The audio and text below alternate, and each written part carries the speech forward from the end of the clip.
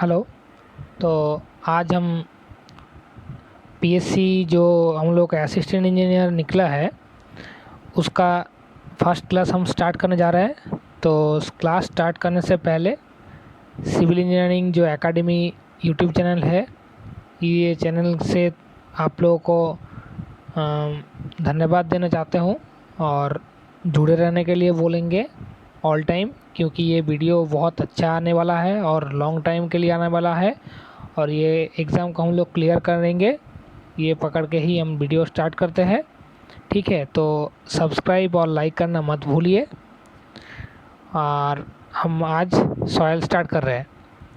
तो soil mechanics एक बहुत इंपॉर्टेंट टर्म है। तो सॉइल मैकेनिक्स पढ़ने से पहले हम लोग को जानना चाहिए कि सॉइल मैकेनिक्स होता क्या है।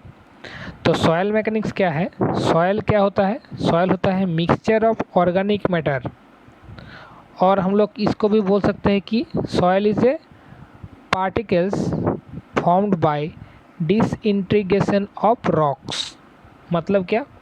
जो छोटा छोटा रॉक्स फॉर्मेट होता, रॉक्स को तोड़ने के बाद जो छोटा छोटा पत्थर मिलता है या उससे भी छोटा जो चीज़ मिलता है, उसमें से ही हमको सॉयल मिल के आता है।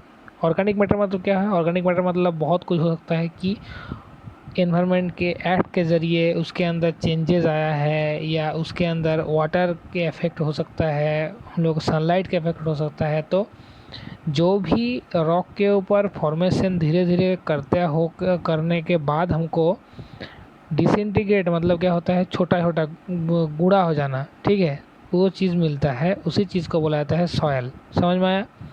मैकेनिक्स क्या है? मैकेनिक्स है एक टेक्निक जिसको अप्लाई करके हम लोग सॉयल को इजीली प्रोड्यूस कर सकते हैं, सॉयल को स्टडी कर सकते हैं और सॉयल में क्या क्या डिफेक्ट्स है इसको आइडेंटिफाई कर सकते हैं। तो सॉयल मैकेनिक्स क्या है?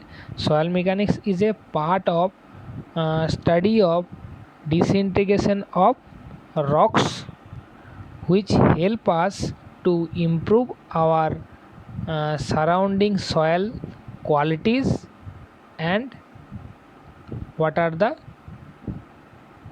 ill effect of soil mechanics। ठीक है। तो सॉइल मैकेनिक्स हमको क्या करता है? सॉइल मैकेनिक्स हमारा सराउंडिंग में जो भी सॉइल का सेटा है, सॉइल का सैंपल है, सॉइल सैंपल का क्या होता है, उसका ख़राब दिख या अच्छा दिख हमको आइडेंटिफाई कराना सिखाता है। इसी चीज़ को हम लोग पढ़ते हैं सॉइल मैकेनिक्स के अंदर। इसके बाद हम लोग जानते हैं कि ये बहुत इंपॉर्टेंट क्वेश्चन में, बहुत जगह में क्वेश्चन में पीएससी में पूछा गया है कि फादर्स ऑफ सॉइल मैकेनिक्स क्या है। तो फादर्स ऑफ सॉइल मैकेनिक्स है क्या? कौन है? Doctor Karl Terzaghi. Doctor Karl Terzaghi ही सॉइल मैकेनिक्स को जन्म दिया है, तो इसीलिए इसको बोला जाता है फादर ऑफ सॉइल मैकेनिक्स। अच्छा, जियोलॉजिकल साइकिल हम लोग क्या जानते हैं? जियोलॉजिकल साइकिल मतलब क्या होता है? रिवर्सिबल प्रोसेस, जो एक के बाद और एक रिपीट हो ही मतलब करते ही जाता है। तो सॉइल कैसे फॉर्म होता है उसी का geological process, geological cycle process को हम लोग आइडेंटिफाई किए हैं 4 गो स्टेप्स में। पहले वाला स्टेप्स का नाम है हम लोगों का वाटरिंग, उसके बाद है ट्रांसपोर्टिंग, उसके बाद डिपोजिशंस, उसके बाद अपहेवर। अभी देखो, वाटरिंग क्या होता है? वेदरिंग क्या होता है? वेदरिंग मतलब क्या है? ड्यू टू एनवायरनमेंट इफेक्ट के ज़रिए सॉइल के अंदर जो जो चेंजेस आएगा, मान लो एक जगह में सॉइल पहले से प्रेजेंट था, तो बहुत दिन के बाद उसके अंदर एनवायरनमेंट के चलते बारिश हो सकता है, सनलाइट हो सकता है, अदर केमिकल इफेक्ट हो सकता है, तो उसके अंदर कोई चेंजेस आएगा, उसी चेंजेस को हम लोग बोलते हैं वेदरिंग। इसके बाद क्या है? ट्रांसपोर्टिंग। मतलब वो जो सॉइल था, वो सॉइल हो सकता है विंड के ज़रिए या हो सकता है बारिश के ज़रिए वहाँ से बह कर अलग जगह में चला गया है, तो इसीलिए वो ट्रांसपोर्टिंग के अंदर मतलब एक जगह से और एक जगह में मूवमेंट करता है, तो इसीलिए इसको ट्रांसपोर्टिंग बोला जाता है। डिपोजिशन क्या है? डिपोजिशन मतलब कोई जगह में आकर वो जमा हो जाता है।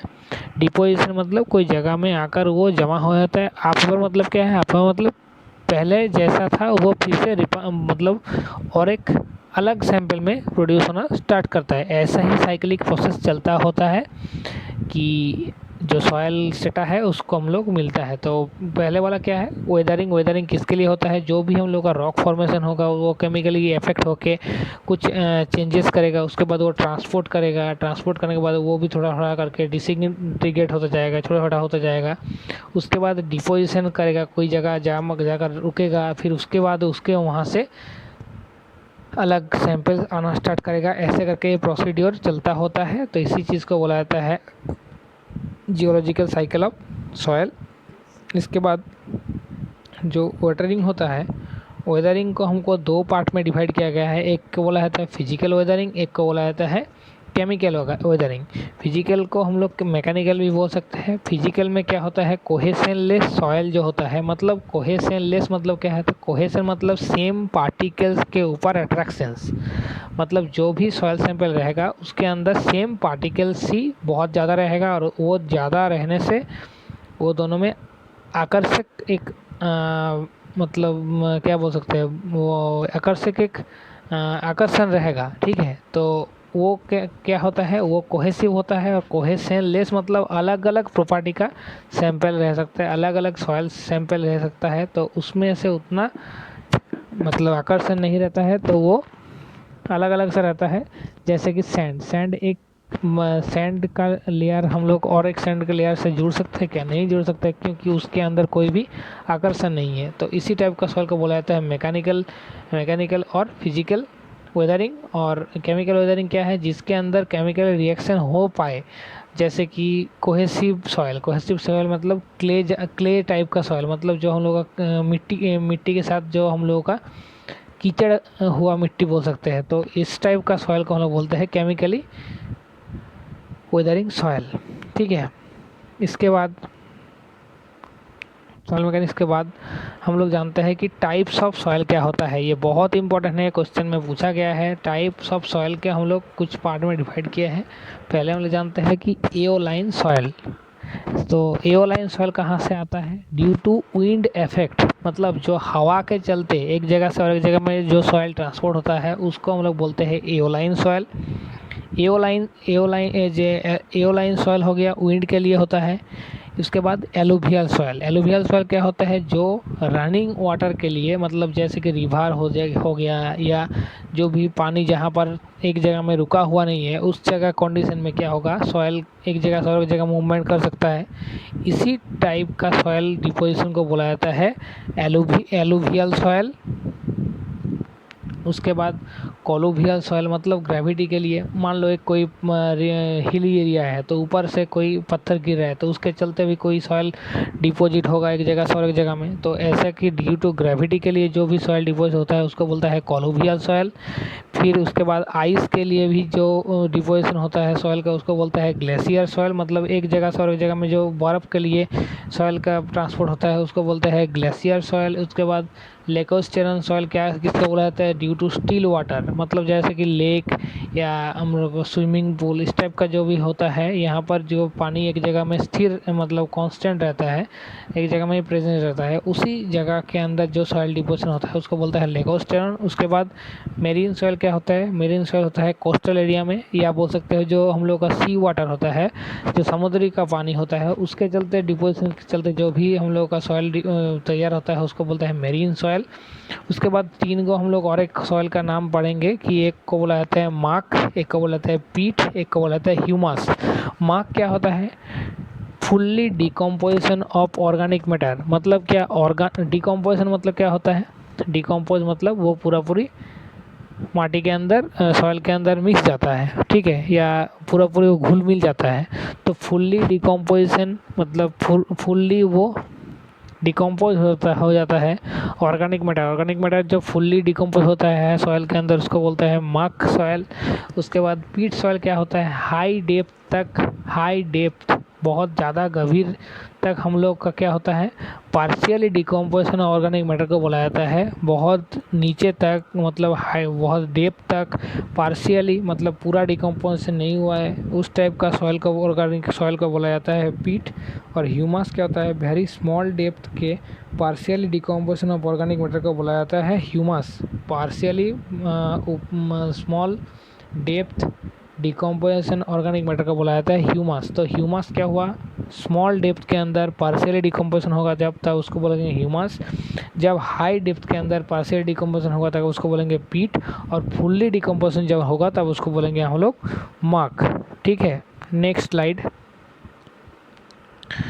नेक्स्ट स्लाइड के अंदर हम लोग देखते हैं कि सॉइल मैकेनिक्स तो हम लोग पढ़ ही लिए कि सॉइल मैकेनिक्स क्या होता है। The branch of science which deals with the study of states of properties of disintegration of rocks, इसको बोला जाता है सॉइल मैकेनिक्स। क्या होता है, जो टेक्निक्स या जियो मेथड से हम लोग उसको पढ़ते हैं उसको हम लोग टेक्निक्स बोलते हैं। अभी सॉइल मैकेनिक्स और जियो टेक्निकल इंजीनियर में डिफरेंस क्या है।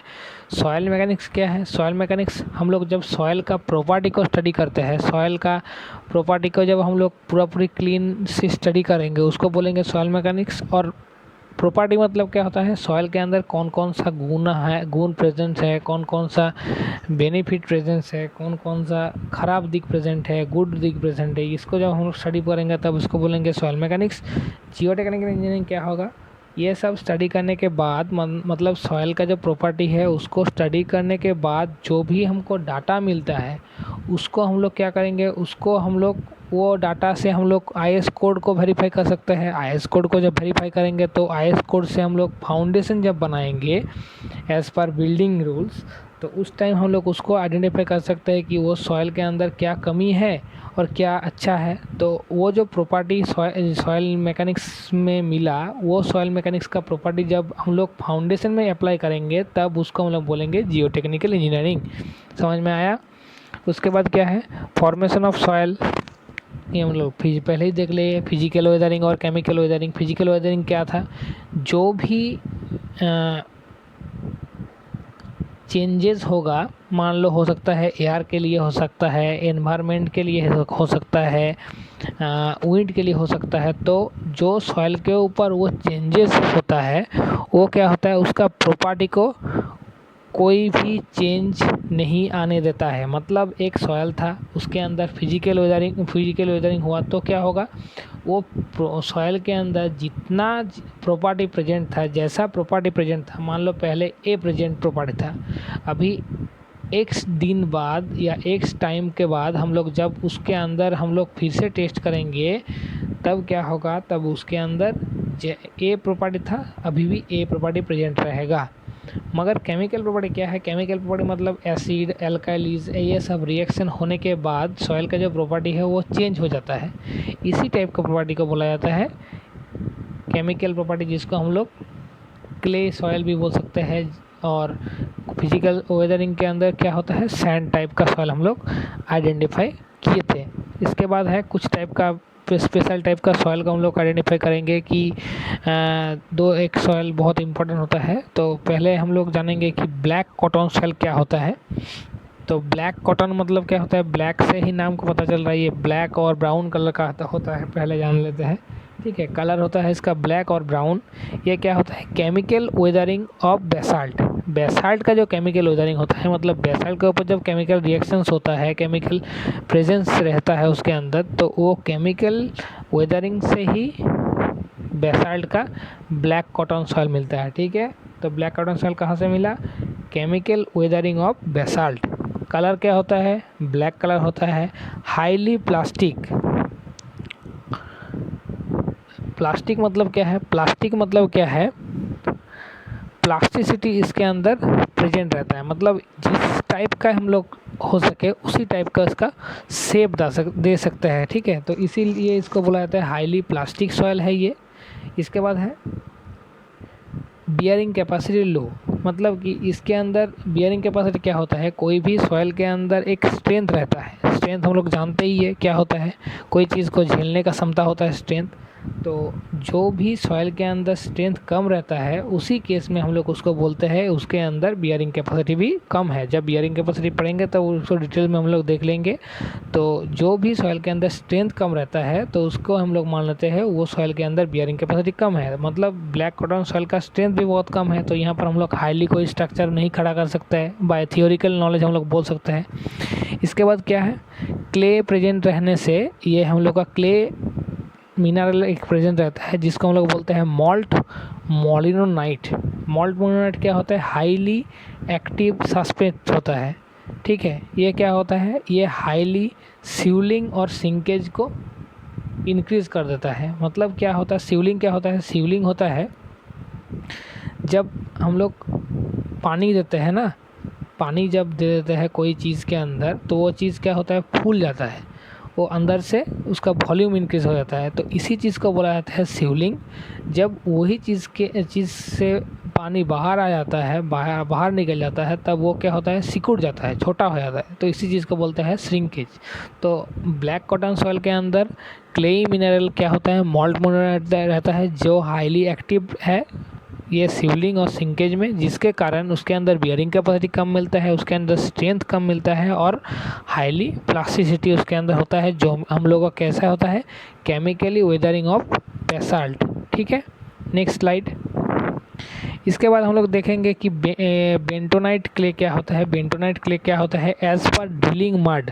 ड्रिलिंग मड मतलब जब हम लोग ट्यूबवेल या कोई बोरिंग करते हैं, तो उसी टाइम हम लोग क्या करते हैं, बेंटोनाइट क्ले को यूज़ करते हैं। क्यों यूज़ करते हैं, जब बोरिंग करते हैं तो वहाँ नीचे में होल प्रोड्यूस होता है, और होल क्या करता है, होल में और भी तो डस्ट रह जाता है ना, जब खोदेंगे तो वहाँ से तो डस्ट नहीं ऊपर में नहीं आ पाएगा। तो बेंटोनाइट जब हम लोग वहाँ पर डालेंगे तो बेंटोनाइट क्या करेगा, एक प्रेशर जनरेट करेगा, जो नीचे वाला हिस्सा का जो डार्टी पोर्शन है उसको ऊपर में भेज देगा, और नीचे वाला पोर्शन को क्लीन कर देगा, जो ड्रिल करने के लिए इजी हो पाए। तो ड्रिलिंग मड यूज़ किया जाता है, हाईली प्लास्टिक होता है इसके अंदर, और इसके अंदर भी मॉल्ट मोनोनेट प्रेजेंट रहता है, ठीक है। इसके बाद हम लोग नेक्स्ट स्लाइड में इसका प्रॉपर्टी पढ़ेंगे, ठीक है, और ज़्यादा इम्पोर्टेंट नहीं है, ये सब इम्पोर्टेंट था। तो इम्पोर्टेंट हम पहले वाला प्रॉपर्टी को हम लोग आज पहले वाला चैप्टर को हम लोग देख लिए हैं। इसके बाद हम लोग प्रॉपर्टी पढ़ेंगे, और एक क्लास के अंदर हम लोग का सॉइल का प्रॉपर्टी ख़त्म हो जाएगा। उसके बाद हम लोग जो प्रीवियस एग्ज़ाम का पीएससी का क्वेश्चन है उसको सॉल्व करेंगे, इसका पैटर्न देखेंगे। वीडियो कैसा लगा बोलना, अच्छा लगा तो लाइक करना, और नहीं अच्छा लगा तो वीडियो को पूरा देखना। उसके बाद क्या क्या कमी है उसको भी हमको बोलना, उसको हम रिकवरी करने का ट्राई करेंगे, ठीक है। Thank you. और वीडियो को और एक बार बोल देता है, वीडियो को लाइक और सब्सक्राइब ज़रूर करना। Thank you.